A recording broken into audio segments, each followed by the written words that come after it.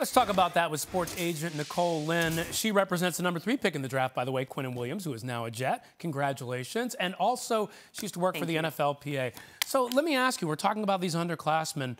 Quinnen was a redshirt junior. Things worked out great for him. Right. But for all these guys who don't get drafted, what happens to them?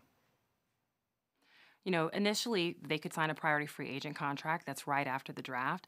The PFA contracts are very comparable to a 7th-round contract, except the term is 3 years instead of 4. So each team's going to sign somewhere between 5 and 20 guys to a contract of this type.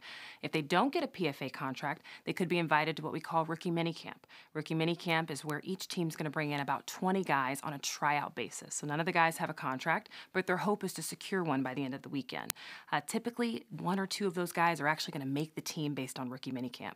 If they don't make it through rookie minicamp, there's the option of going to the CFL or a developmental league. You know, the only thing that a guy that doesn't get drafted and that was a junior that they can't do is return to their collegiate program to play football.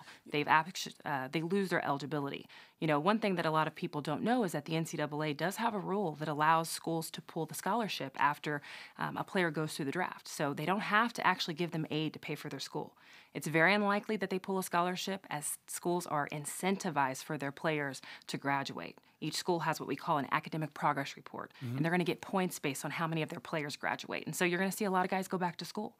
But yeah, it's a difficult time. Do you think that there should be some sort of rule allowing guys to test the waters like we see in the NBA and just try to figure out the landscape, and if not, come back with that scholarship intact?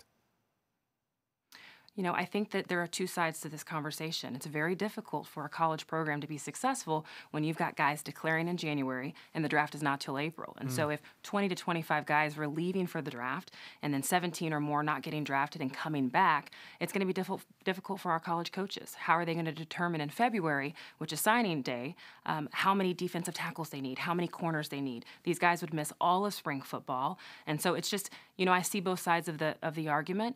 I know that the basketball world has kind of implemented a new rule. Baseball and hockey have circumstances where guys can come back. I don't know that there is a perfect solution yet for the football world. So you have mentioned, I've heard you say this before, some of your highest paid players are undrafted free agents. What's your message to guys out there, underclassmen, who maybe didn't get drafted, maybe feeling a little bit down about their football future? Yeah.